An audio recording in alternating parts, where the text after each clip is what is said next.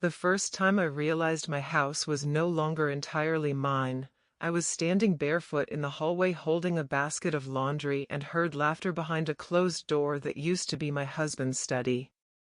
It wasn't my laughter. It wasn't my family's. It belonged to the young couple I had let move into the upstairs apartment, just for a little extra money and, I thought, companionship. After my husband died, the house felt too large, too echoing, so when my daughter suggested I rent to her friends, just for a while, Mom, they're good people, I agreed. I told myself it would be nice to have someone else around, someone who would fill the silence with footsteps, maybe even bring the smell of coffee in the morning. But that night, standing outside my own study, hearing them giggle as if they owned the walls, I felt a crack of cold air run through me. At first everything seemed polite enough. They brought me flowers when they moved in. They smiled, carried boxes, told me how beautiful the old woodwork was. The girl, Stephanie, said, "You must feel so safe here, all this space." I smiled back and said, "I've always felt safe in this house." But within a week I began to notice things. A plate missing from the kitchen. My husband's old tool set shifted in the garage. A light left on in the basement where they had no reason to be. When I asked, Stephanie laughed lightly. "Oh, we thought you said we could use it." I hadn't. But the way she said it made me wonder if maybe I had, if maybe my words had slipped in my grief. My daughter visited one Sunday and whispered in my ear, "Mom, don't be so rigid. They're young, they don't mean harm." But her eyes flickered nervously toward them, as if she was more loyal to their story than to mine. That stung worse than the missing plate. Then came the key. One evening I went to dust my husband's study. The door was locked. A door that had never been locked in 40 years of our life together. I jiggled the knob, frowned, and asked Stephanie about it the next day. She blinked at me innocently. "Oh, we thought that room was part of our lease." "Didn't you say?" My chest went hollow. I had never said that. The lease I had signed, yes, I'd kept a copy in my drawer, was for the upstairs unit only. But when I tried to explain, she put a hand on my arm, her voice dripping with sympathy. "You've been through so much, maybe you just don't remember. Don't worry, we'll take good care of it." Take good care of it. As if my husband's books and papers were stray pets left behind. That night I sat at my kitchen table, the house around me humming with their voices upstairs, and I opened a notebook. I wrote the date. I wrote, "The study is locked. They said it belongs to them." I wrote, "They claim I forget things I never said." And then I underlined the words 3 times, not crazy. Not forgetting. Mine. The next morning I tested the handle again like a fool, hoping metal might change its mind overnight. Still locked, still wrong. So I went upstairs with a plate of muffins I didn't want to offer and said lightly, as if the words weighed nothing, that there had been a misunderstanding about the study and I needed the key back. And Stephanie tilted her head and laughed the way people do when they are already filming you in their mind. She said, "Oh gosh, we actually replaced that cheap old lock. Because it stuck, you said it was fine," and the boy, Evan, always behind her like an echo, added, "We can't risk our valuables." And I stood in my own hallway clutching muffins like a peace treaty no one intended to sign while the key to my memories hung on a ring I didn't own. That afternoon I found my Wi-Fi name changed from Vale Home to Steph plus Evan Loft, and when I asked why they said it made it easier for their guests, they smiled as if the air itself belonged to their parties now. And later that week I noticed the thermostat set to a temperature that turned my living room into August though the calendar swore it was February. The bill arrived fat and I carried it to their door, knocked, explained, and Evan shrugged. "We thought utilities were included, it's how lofts usually work," and I heard the word loft again like a spell cast over my roof, turning my rooms into someone else's inventory. The little trespasses multiplied the way ants do. One day a cutting board missing and found upstairs with cheese dried to it. One day the washer churning at midnight because city schedules are different, though this has never been a city. One day a package with my name rerouted and opened because we thought it was kitchen supplies for the shared space, and I stared at the cheap spatulas they had ordered on my account and made myself write the charge in my notebook instead of in their faces. They brought people over without asking, laughter in the stairwell at 1 in the morning, perfume and cigarette smoke climbing the banister, and when I came out in my robe to ask for quiet, Stephanie touched my sleeve and said, "It's a community house, right? That's what you said you wanted, company." And I swallowed the retort because I remembered the night my daughter said almost those same words, and I hated the ache that bloomed behind my ribs, the shame of having asked for company and received conquest. The neighbors began to look at me differently. Mrs. Klein across the street, who collects everyone's gossip like teacups, waved me over and asked in her syrupy voice, "Are you enjoying having caretakers around?" And when I frowned she smiled tighter. "Oh, they told us they're helping you keep up with things since you sometimes forget." And I smiled back the way a wolf might, showing teeth, and said, "I forget nothing that's mine." But she had already filed me under Frail in her tiny ledger. On Sundays Stephanie carried in bags of groceries and announced loudly, "We'll stock the shared pantry." And I said, "There is no shared pantry." And she said, "Oh, but you told us to help ourselves, remember, you were so sweet." And with each remember I felt the floor shift as if memory were a rug they could yank. My daughter stopped by with a restless smile, praised the young couple for lightening my load, and when I tried to tell her about the lock and the Wi-Fi and the bill she patted my hand, actually patted it like I was glass, and said, "Mom, grief is loud. Maybe they're just doing what you asked in a sad week." And I heard her pick their side not because they deserved it but because it saved her from seeing the truth she had rented into my bones. They grew bolder. I found my husband's toolbox on their stairs, a tape measure dangling like a stolen ribbon, and when I knocked Stephanie opened with paint on her fingers and said, "We freshened the study walls. Your beige was so depressing." And I said through my teeth, "It was not your room to paint." And she widened her eyes as if I'd hit her and whispered to Evan, loud enough for me to hear, "She's having another moment." And the word moment curled like smoke around my throat, choking the days into a narrative I did not consent to. I started photographing everything, the thermostat reading, the packages with sliced tape, the new brass cylinder glinting in the study door, the toolbox halfway up their stairs, a glass with my monogram on their windowsill like a flag in enemy territory. I labeled each photo in my notebook with dates and times, the way storms are named when they've earned their place in the record. And still they spread themselves wider.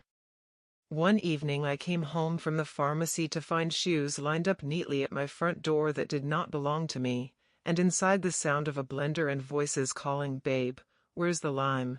And Stephanie waved from my kitchen island as if I had just returned to a party I had begged them to throw. She said, "We're doing margaritas for everyone on the block. You should join. You're so cute when you dance." And the memory slapped me, the way my husband's hands had held my waist the last time. Music lived in this house, and fury steadied me in a way nothing else had since the funeral. I said evenly, "Turn the music off, take your guests upstairs, and return my key." And she blinked at me as one might blink at a dog that has forgotten its tricks, then smiled to the room. "She gets anxious at night." And the whole kitchen nodded as if they had all read the script she had written for me. The next morning the mail came thin and late, and the carrier apologized, said, "Your tenants asked me to put everything in their box since you sometimes forget to check." And I thanked him with steady voice and then sat on the porch steps counting to 50 so I would not set the house on fire to smoke them out.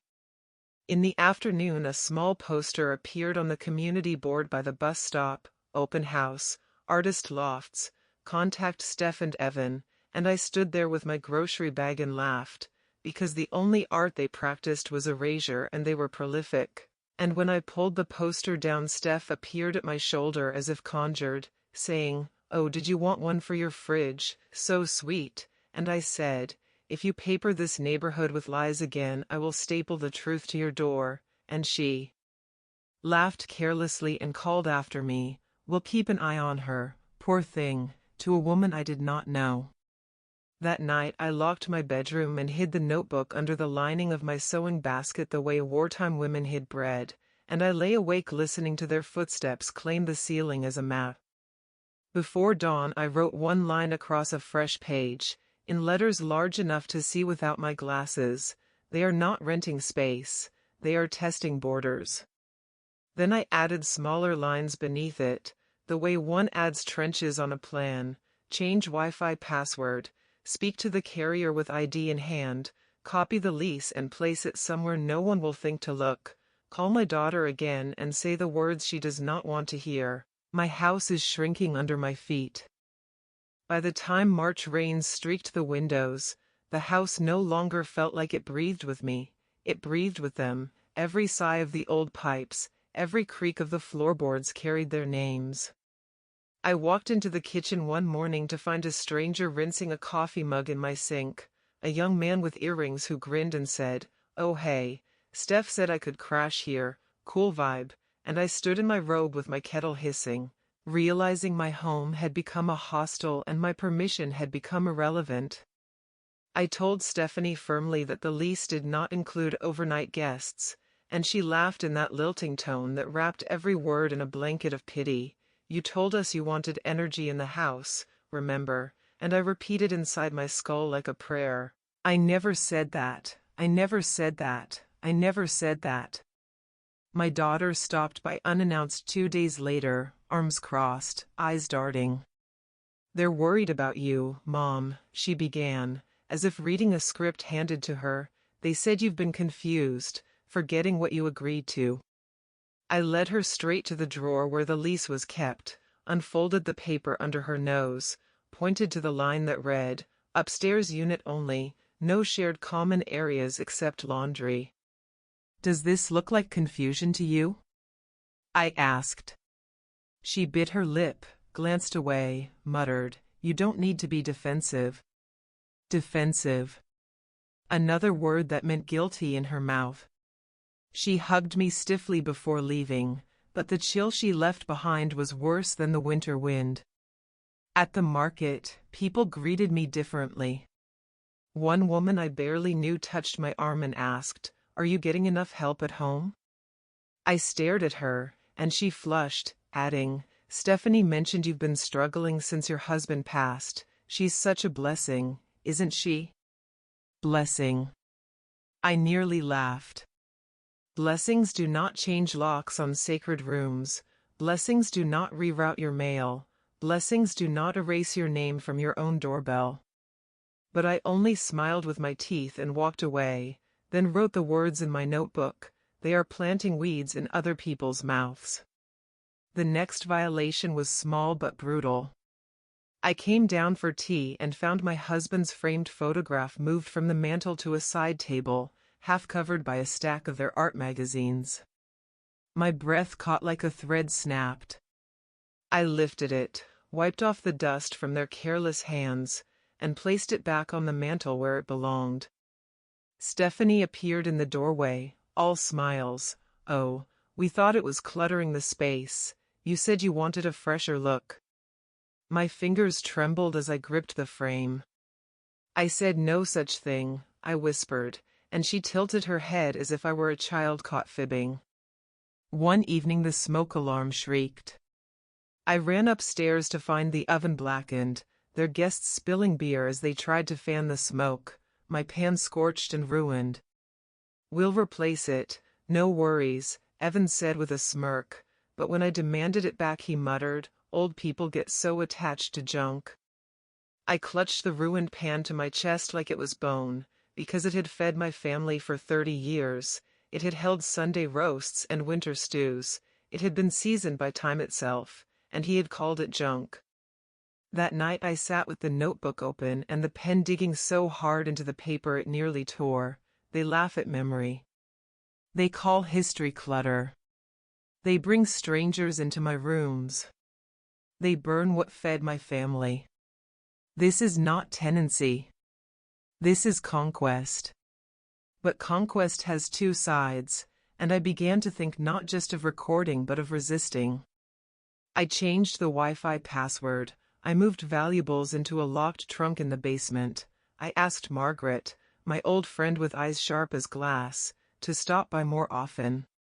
And yet even as I built my defenses, I heard Stephanie's voice drifting down the stairs to her guests. Don't mind her, she's sweet but she gets confused. We look out for her. Look out for me. As though I were an invalid, as though my very presence in my house required their supervision. The worst came a week later. I returned from the post office to find a delivery man carrying a box labeled furniture into my living room. For the loft, he said. Steph signed for it. My living room. Their loft. And when I protested, Stephanie appeared smiling. We're just making the space nicer, for all of us. I stood in the doorway, pulse hammering, and realized if I didn't stop this now I would soon be a guest in my own life. That night I opened the notebook, my hand shaking but my writing steady. They are expanding borders. I am shrinking. But not for long. It was a Saturday morning when I saw the first real proof that they weren't just careless tenants, they were staging a takeover. I opened my curtains and across the street Mrs. Klein was talking with Stephanie, her little dog tugging on the leash. Stephanie's hands moved in wide arcs, her voice bright and carrying. Yes, we bought the house. We're renovating the whole downstairs for Mom so she won't have to worry about anything. Bought the house. Renovating. Mom. My breath stuck in my throat. Mrs. Klein looked at my window with pity, nodded as if she had heard the gospel truth, and I let the curtain fall before my rage boiled over. Minutes later I marched across the street, hair uncombed, fury sharper than shame. This house is mine, I said flatly. Bought and paid for, deed in my name. Stephanie's smile faltered only for a heartbeat, then she chirped, of course, she gets confused, but it's okay, we're here to help her transition. Transition. A word meant for hospitals and hospice, not for a woman who could still carry her own groceries. Mrs. Klein patted my hand as if it were trembling and walked away, and Stephanie turned her back with a smile that cut deeper than knives. That afternoon I found an envelope slipped under my door. Inside was a photocopy of a document, crudely stamped, with my name typed at the top and the words transfer of ownership beneath. I laughed, bitter and raw, but my hands trembled anyway. When I confronted them upstairs, Stephanie gasped theatrically, "Oh my God, did someone scam you with fake papers? We should help you shred those," and Evan stood behind her smirking, silent, like the shadow he always was. I clutched the page and said, "I will not shred the truth," then slammed my own door before they could twist my words again. My daughter came that evening. She had been called, of course. Stephanie had her claws in her, wrapping every lie in silk. "Mom," my daughter sighed, "they're just trying to keep you safe. Everyone thinks it might be time for you to consider other options." Options. She meant moving out, surrendering. "This house," I said, holding her shoulders firmly, "is my only option. I will leave it when they carry me out in a coffin." My daughter winced as if I'd struck her. "You're being dramatic," she said, but I saw the hesitation in her eyes. Doubt had crept in. That night I spread the lease, my deed, my tax receipts across the dining table like battle plans. I photographed every page with my old phone. I called Margaret and told her to keep copies in her safe. I wrote in my notebook, they forge, they lie, they recruit. Next, they will escalate. I must be ready. 2 days later, escalation arrived. A knock at the door, a man in a polo shirt with a clipboard. "Here to measure for renovations," he said. My jaw clenched. "Who sent you?" He pointed to the name, Evan Vale. My husband's surname. My name. My legacy. "They said they were the owners," he shrugged. I showed him the deed. My name. My signature. He frowned, backed away, muttering apologies, but I saw his doubt. Doubt is poison, and once swallowed it lingers.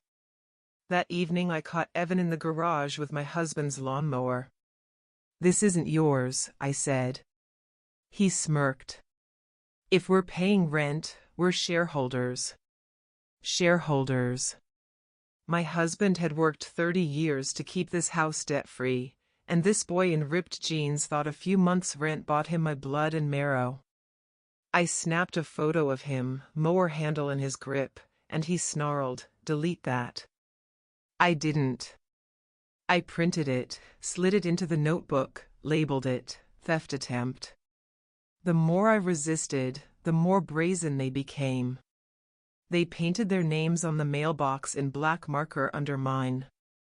They hosted loud parties, introducing themselves as homeowners. They intercepted the mail carrier again, smiling, "She forgets, we'll take it." And when I confronted them, Stephanie leaned in so close I smelled her perfume and whispered, "You can't fight this forever. Everyone already believes us." I leaned back, steadied my breath, and said, "Everyone once believed the earth was flat. Belief doesn't make lies true." For the first time, her smile cracked. Only for a second, but I saw the fissure.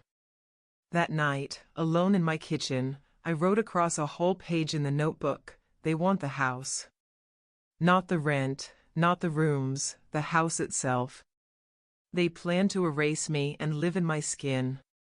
And then I underlined it twice, pressing so hard the paper tore. By April, the weight of their lies had spread through the neighborhood like ivy, wrapping around every ear until even casual acquaintances tilted their heads at me with pity. I decided to fight fire with paper, the way my husband always said, "Ink is armor." I gathered my deed, the original lease with their signatures, every tax receipt, and I walked to the bank where we had kept accounts for decades. The manager, a kind man who remembered my husband by name, photocopied everything twice and set up a safe deposit box. "No one touches these but you," he said. I thanked him with tears stinging my eyes because for the first time in months I felt the walls push back, however slightly, against the invasion. But the tenants weren't slowing down. That same week I came home to find a notice taped to my front door, "Renovation Schedule, Vale Property LLC." LLC, my stomach churned. They had formed a company, a shell built on lies, and now were stapling their fiction to my house. Neighbors stopped me on my walk, asking politely, "So you finally sold, must be a relief," and when I said no, "It's mine," they glanced at each other with that look reserved for the unwell. Each look was a thorn, but I swallowed my rage and smiled tight because I knew screaming only fed their script. I went to the town office myself, clutching my deed like a relic, and asked the clerk to pull any filings under my address. She frowned, shuffled through records, and produced a recent document, a forged lease extension naming Stephanie and Evan as primary residents with future right of purchase. My throat burned. The signature scrawled at the bottom was supposed to be mine, but the letters wobbled like a drunk child had held the pen. I slammed my palm on the counter. "That's not me. That's fraud." The clerk pursed her lips, uneasy. "It happens sometimes, ma'am, but unless it's contested in court it sits on file." Contested. Court. The words rattled like chains in my ears. I took a copy, folded it tight, and slipped it into my notebook under a tab marked lies. When I confronted Stephanie, she didn't deny it. She only sighed and said, "You really don't remember signing, do you?" "That's okay, Mom, everyone forgets things." Her voice was gentle, but her eyes glittered.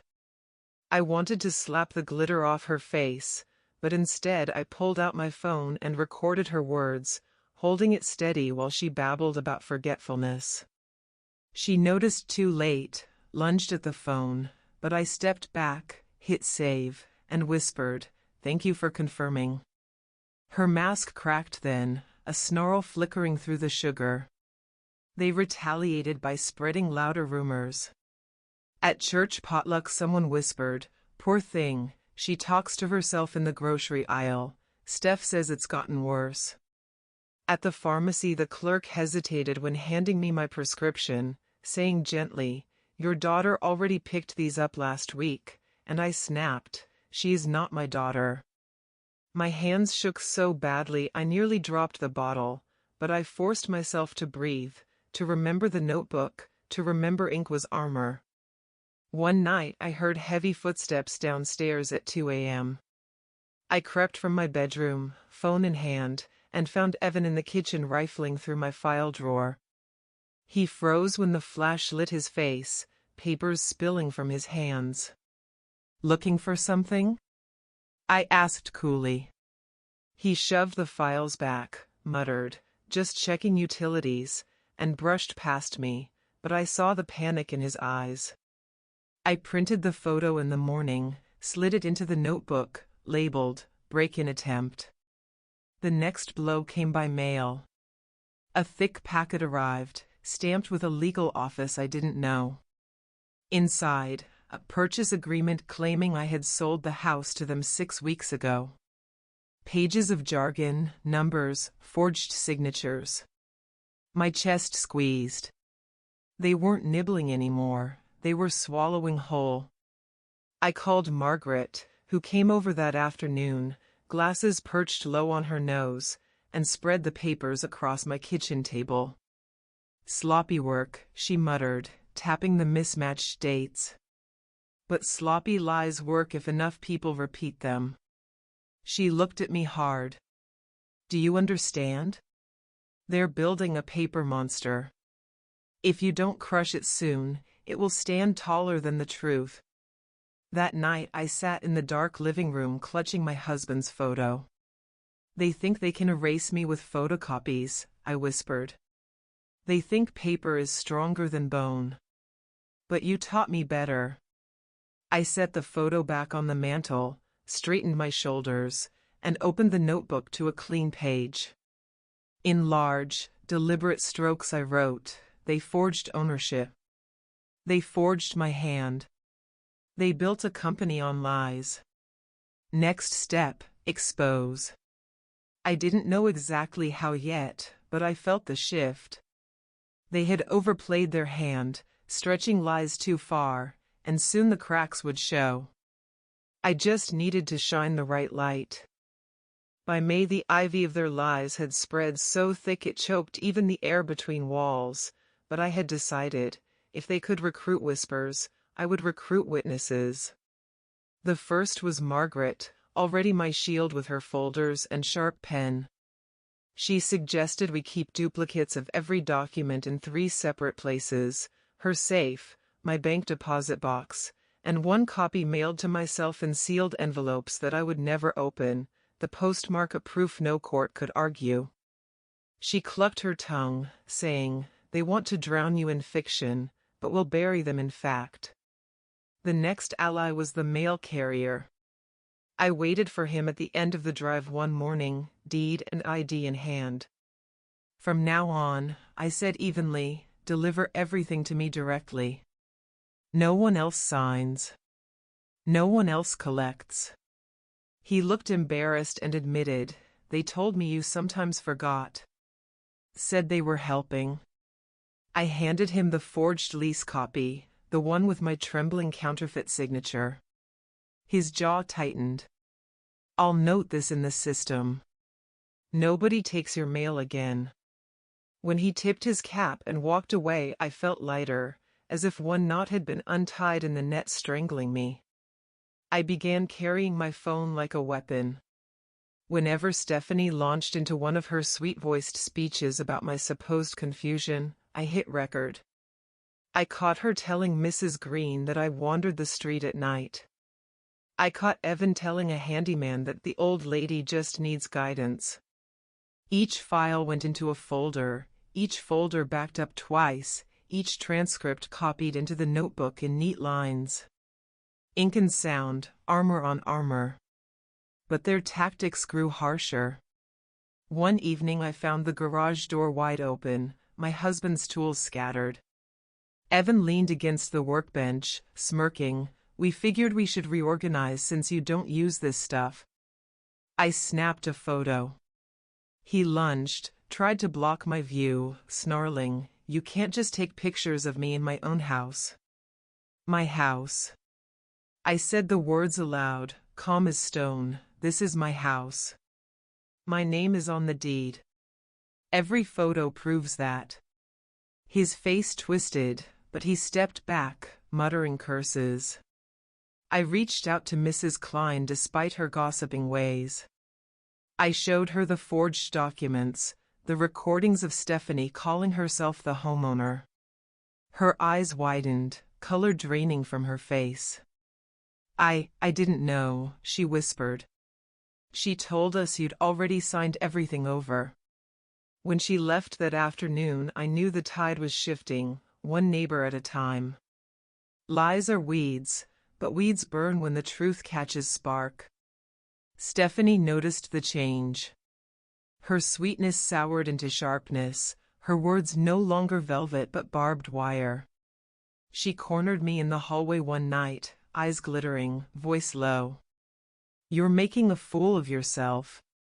Everyone thinks you're paranoid. You should just let us handle things before you hurt yourself." I lifted my phone between us, red light blinking. Her face strained. "You wouldn't dare." I whispered, "Dare is all I have left." They escalated again. One night, pounding at my door, two men in uniforms, police this time. "Wellness check," they said.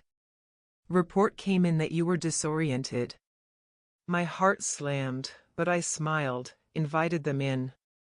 The house was spotless, bills paid and filed on the counter, notebook open to pages of neat records.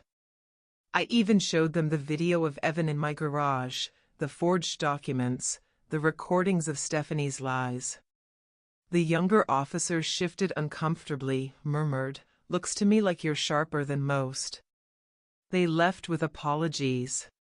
When the door shut, I sagged against it, breath trembling. They had tried to use the law itself against me, to turn my guardians into weapons. But I had survived it. I wrote in the notebook, "Police came. Saw order. Saw truth. Their game grows desperate. And desperate people stumble." I could feel it, like the way you smell rain before it falls. They had spread themselves too thin, lies branching in every direction, and soon, very soon, the weight would break them. I knew they were cornered the night I heard the metallic scrape at my bedroom door. It was past midnight, the kind of hour when even grief grows quiet, and yet there it was, metal against metal, a key probing a lock. I slipped from bed, phone in hand, and snapped a photo through the crack. Evan stood there with a ring of keys that weren't his, whispering, "Come on, she won't even notice." Stephanie hissed back, "Hurry up, we just need the papers, once we have them it's over." My pulse thundered, but my hands were steady as I flicked the hallway light on. They both froze, pale as thieves caught in a lantern beam. "Get out of my hall," I said, voice low and cold. Evan stammered something about checking the smoke alarm, but I held up my phone, the red recording glowing like a brand. "Try again," I whispered. They bolted upstairs, slamming their door, and I wrote in my notebook until dawn, attempted entry. Proof secured. The next morning a new blow arrived in the mail, another thick packet, this one claiming to be from a lawyer, filled with eviction papers. Eviction. From my own house. The signatures were mine in name only, crude, shaky fakes, but I knew what they were doing. They weren't just lying to neighbors now, they were building a trail for courts, for banks, for anyone too lazy to look closer. I carried the packet straight to Margaret, who scanned it, snorted, and said, "They must think everyone's blind. Don't worry, this will crumble in daylight." But her eyes were tight, and I knew even sloppy lies can bruise if swung hard enough. They retaliated in smaller, crueler ways too. I found my groceries missing from the fridge, replaced by their beer and takeout boxes. My laundry half wet in the machine, their clothes tumbling in after. One evening I returned from church to find my television gone, only to hear music upstairs and realize they'd carried it into their unit. When I demanded it back, Stephanie only smiled sweetly. "We thought you said you never watched anymore." I snatched the remote from her hand and hissed, "Every thief calls it borrowing." She laughed like a bell, but her eyes were knives. The neighbors began to hesitate less around me. Mrs. Green from church stopped me outside and whispered, "I saw Evan loading your mower into a truck last week." I thought it was strange. I nodded, thanked her, added it to the list. Each whisper, each witness, another thread in my net. My grandson even confessed quietly, "Mom says they're taking care of you, but..." I heard them yelling. "They don't sound like people helping." My throat burned, but I kissed his hair and said, "Remember what I told you, believe what you see." Then came the open defiance. I stepped into my living room one afternoon and found them sprawled on my sofa, shoes on the table, as if they owned the air itself. "This isn't your space," I said firmly. Stephanie leaned back, eyes glittering. "Actually, it is. We have the papers to prove it." She tossed a folder onto the coffee table. Inside were copies of the forged agreements, sloppy leases, fake bills. She had built a dossier of lies, and she smiled as if she'd already won. "You can fight, but eventually someone official will look at this and see you're unfit. You'll lose, and we'll still be here." My heart hammered, but my face was steel. I took a photo of the folder, page by page, as she watched, smirking. "Smile," I said coldly. "The camera loves liars." For the first time, her smirk faltered. That night I doubled the locks, hid valuables in Margaret's safe, and set a small camera in the living room. If they wanted to play at ownership, I would film them trespassing in every inch they claimed. I wrote in my notebook until my hand cramped. They believe paper makes them owners. Tomorrow I will show them ink, photo, voice.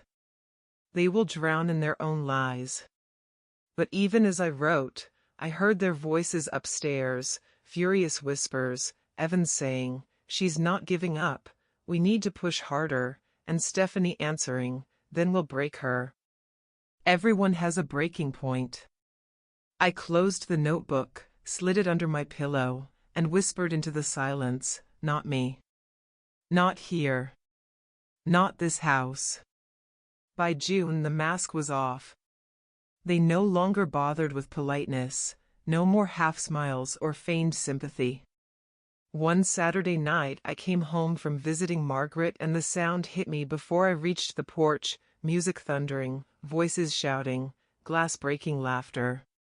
My front door was wide open, the smell of beer and smoke pouring out. I stepped inside and froze. Strangers lounged on my sofa, red cups on my dining table, shoes trampling the rug I bought with my first paycheck as a married woman. And at the center of it all was Stephanie, perched in my husband's armchair as if it had been crafted for her. She raised a glass and shouted over the music, "Welcome to our house." My stomach turned. I hissed at her, "Get out of that chair," but she only laughed. "Oh, Mom, it suits me better." Mom. The word landed like a slap, not endearment but mockery. I didn't scream. I didn't shove them out. I did what they never expected. I pulled out my phone and began filming. Faces twisted in surprise, some ducked away, others laughed uneasily. "You can't film us," Evan barked, lunging forward, but I stepped back toward the door and said calmly, "Every second is evidence." He froze, fury vibrating off him. I shut the phone in my pocket, walked straight to the kitchen, and found bottles lined up on the counter, my wedding china shoved aside to make room. I photographed that too, each desecration documented. When the crowd finally spilled out, leaving cigarette burns on my porch rail and empty bottles rolling across the floor, I walked into the study, yes, my study, for once the door ajar. My heart sank. The shelves were bare in places. My husband's ledgers, his fountain pen, the clock he wound every night, all gone.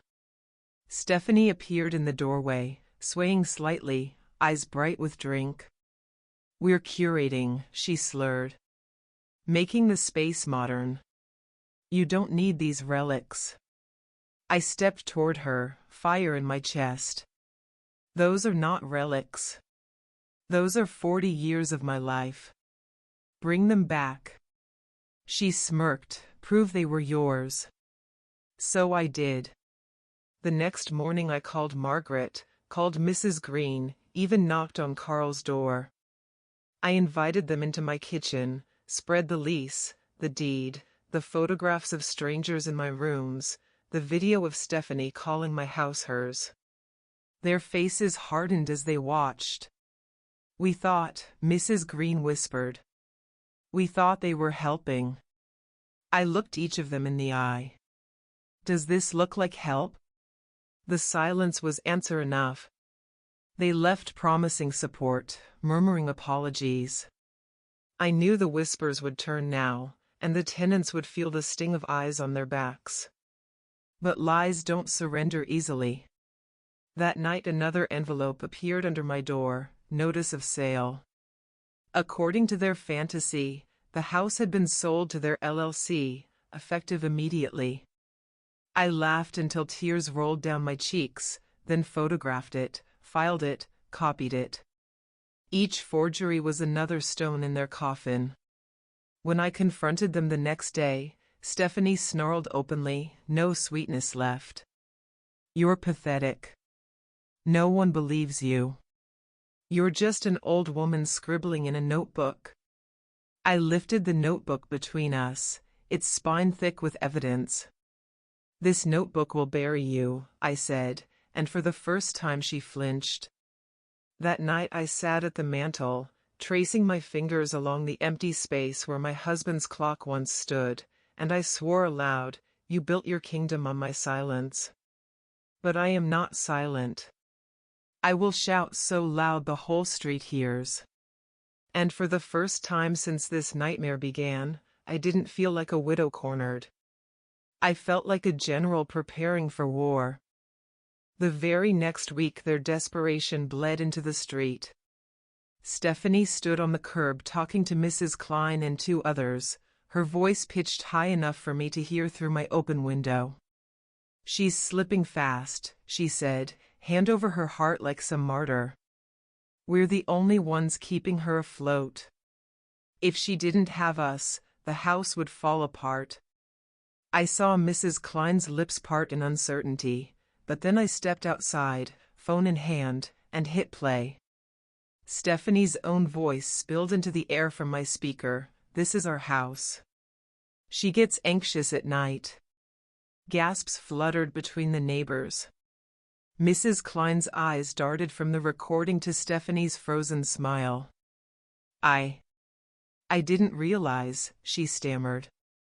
Stephanie's mask cracked then, her cheeks blotched red as she snapped, "That's taken out of context." But the damage was done. The whispers that had once cornered me now cornered her. They struck back by calling the police again, this time claiming I had attacked Evan during an argument. 2 officers stood on my porch, grim and weary, one of them already flipping open his notebook. "Ma'am, we had a report," I cut him off, calm, steady.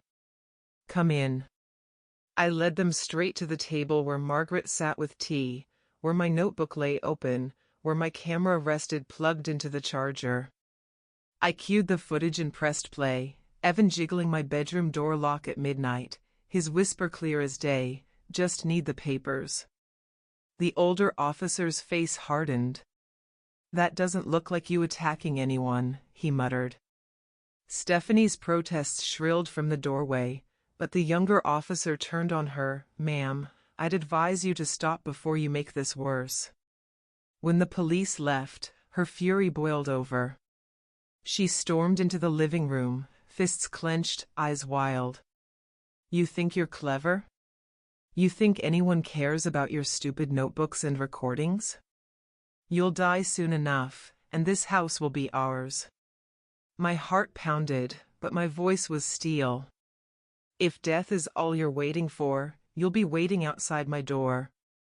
Because you will not take it while I breathe." The next day Carl stopped me on the sidewalk, his hands rough with soil from his garden. "I heard the tapes," he said quietly. "If you need a witness, I'll stand up." One by one, the neighbors who had once doubted me began to offer the same. Mrs. Green dropped off a basket of eggs and whispered, "I'll testify if it comes to that." People need to know. The net of lies the tenants had spun was unraveling, and every thread they pulled now tightened around their own throats. Evan tried intimidation next. I came home to find a note pinned to my door in thick black marker, "Old trees fall first."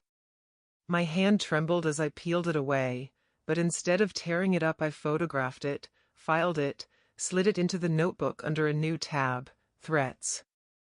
Later that night, as I sat in the dark kitchen with only the clock ticking, I realized I was no longer afraid. Their threats weren't weapons anymore, they were confessions, proof of desperation. I phoned Margaret. "It's time," I told her. She understood. Together we planned a meeting, inviting the neighbors who had seen, heard, doubted, and now believed. We would lay it all out, every forgery, every recording, every theft. The house they thought they had stolen would instead become the stage for their undoing. That night I wrote in the notebook, "They called the law. The law saw truth. They called the neighbors. The neighbors saw proof. Now they have nowhere left to call but the void." And as I closed the book, I realized the war was shifting. For months I had been defending, blocking, surviving. But now I was on the attack.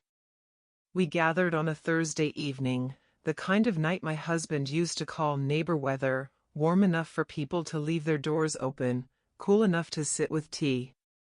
Only this time the tea was on my table, the witnesses in my living room, and the truth lined up in neat stacks across my dining surface. Margaret sat at my right, her folders open like wings, and one by one the neighbors filled the chairs, even Carl with his soil-stained hands, even Mrs. Green who clutched her rosary tight as if she needed courage just to sit. At last, Stephanie and Evan appeared at the doorway, all false smiles and rehearsed charm. "We're glad everyone could come," Stephanie said sweetly.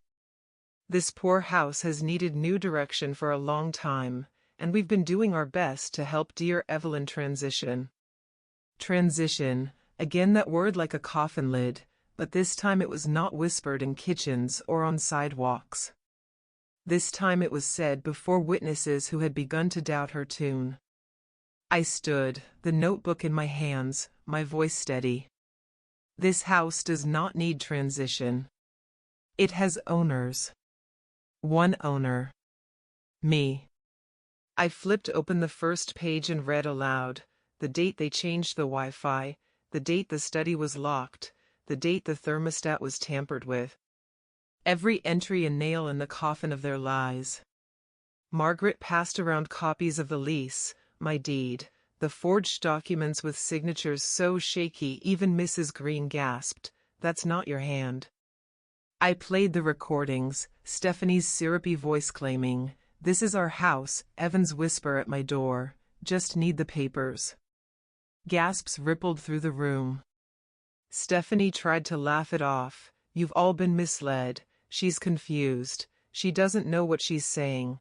But Carl interrupted, his voice like gravel. "I saw you loading her mower into a truck." "Don't tell me she imagined that." Stephanie's smile flickered, but Evan jumped in, red-faced. "We've been carrying her. Without us this place would fall apart."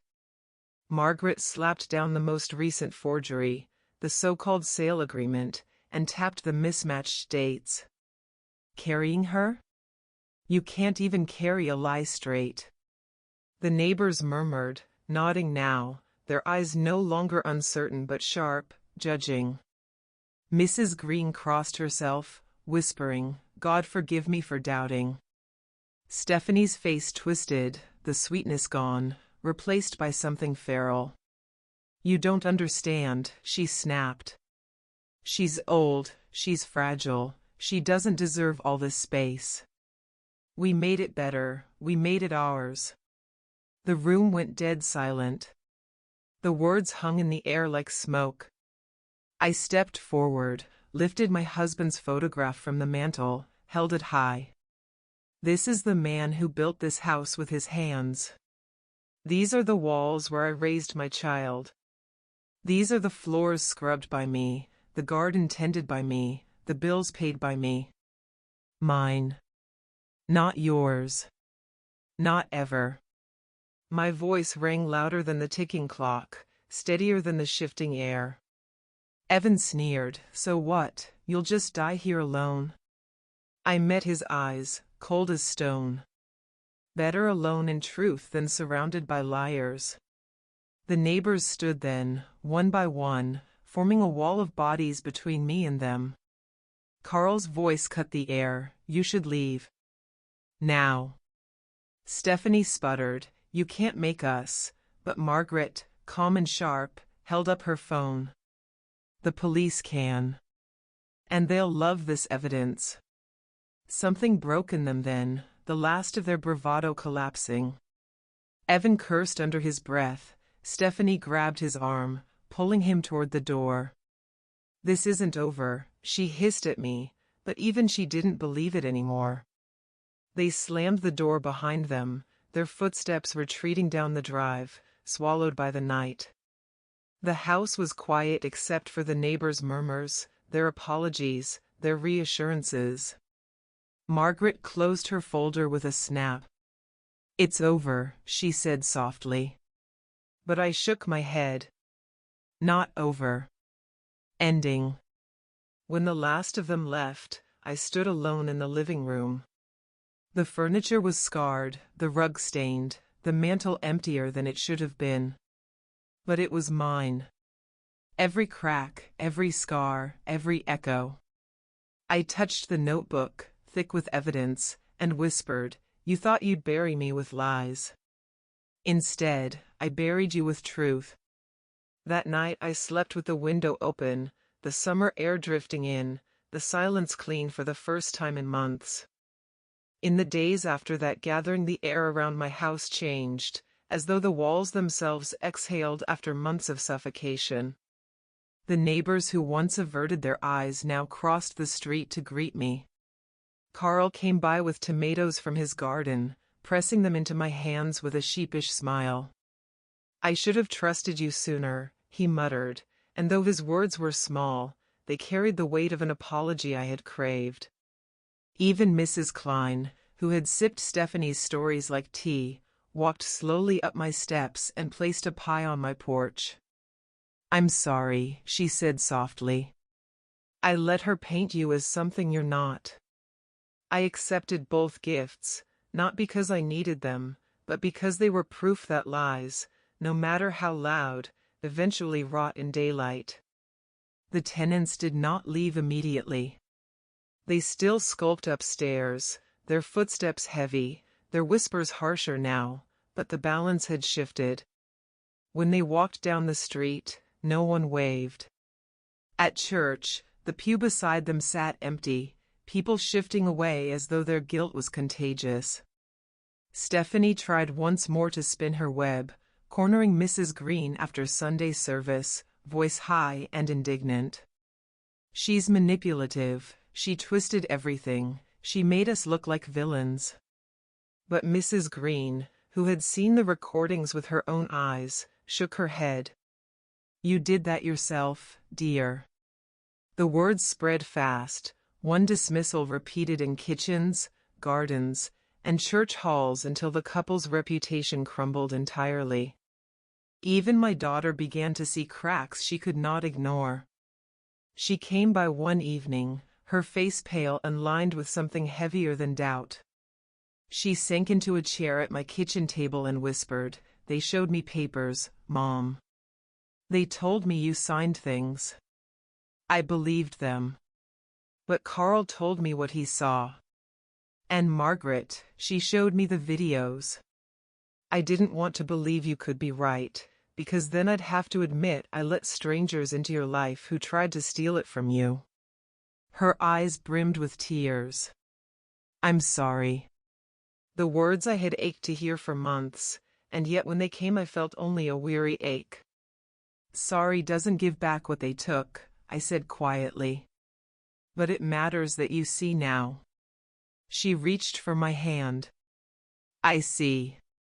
Upstairs the music died. The parties stopped. The laughter that once spilled through my ceiling turned to silence, broken only by muffled arguments. I caught glimpses of them carrying boxes out in the dark, avoiding eyes, their empire of lies packed into cardboard and shame. The mailbox still bore the faint black marker of their names, but rain had smeared it, leaving only smudges. A fitting signature for a story built on fraud. And yet, victory tasted bittersweet. The house was mine, yes, the neighbors believed me now, the lies exposed, but the scars remained. My husband's ledgers never returned. His clock never ticked again on the mantel. The study smelled of their paint, harsh and wrong. Even when I reclaimed the key, the lock gleamed like a scar, a reminder that someone had once dared to seal me out of my own life. One afternoon I found my grandson playing quietly in the garden. He looked up and asked, "Grandma, are they gone for good?" I nodded, forcing a smile. "They can't hurt us anymore." He studied my face, solemn beyond his years, then whispered, "Mom said she was wrong. She said you're stronger than anyone she knows." My throat tightened. Stronger, perhaps, but strength had cost me months of sleepless nights, tears, and fights no one my age should have to wage. Still, I pulled him into my arms and held him tight, breathing in the only legacy that mattered. That night I opened the notebook, its spine thick with evidence, and wrote on a clean page, "They lost their allies. They lost their masks." My daughter saw the truth. The neighbors saw the truth. The lies collapsed under their own weight. I remain. When I closed the book, I didn't hide it this time. I set it on the mantel beside my husband's photograph. Let it be seen. Let anyone who entered this house know the story it contained. Because the battle was nearly over, and though I carried scars, I carried them standing. They were gone by the end of summer. One morning I woke to silence so complete it startled me, no footsteps upstairs, no doors slamming, no music bleeding through the ceiling. I walked outside and saw the last of their boxes crammed into a rusted truck, the two of them bent under the weight of everything they had stolen but could never keep. Stephanie glanced up once, her face pale and drawn, lips tight with hatred. Evan muttered something I couldn't hear, but neither of them dared approach. They drove off without a goodbye, without the smirk of victory they once wore like armor. The street was still, the air clear. For the first time in months, my house exhaled. I moved slowly through each room, touching walls as though reassuring them I was still here. The study was bare in places, shelves stripped of treasures I would never recover, but I unlocked the door and stood inside, claiming it again. I placed my husband's photograph back on the desk, the one they hadn't managed to take, and whispered, "They tried to erase us. They failed." In the kitchen, I scrubbed away the stains of their parties. In the living room, I set the furniture straight. In the garden, I replanted flowers they had trampled. Every act of cleaning was an act of reclamation, proof that they had only borrowed air, never owned it. The neighbors noticed. Mrs. Green came by with bread, Carl mowed the lawn without asking, Mrs. Klein offered to repaint the mailbox. It was as if the whole street had conspired to help me stitch my house back together. Even my daughter came with my grandson, quiet and contrite. She stayed long after dinner, helping me box the broken things, her eyes wet but her hands steady. Before leaving, she kissed my cheek and whispered, "I see now why Dad always called you the spine of this family." I turned away so she wouldn't see my tears. But the truest moment came later that night, when I sat alone with my notebook. It was swollen now, pages heavy with ink, photographs tucked between them like thorns. I opened to the last page and wrote in large, deliberate strokes, "They are gone. The lies are gone. My house is mine. My voice is mine.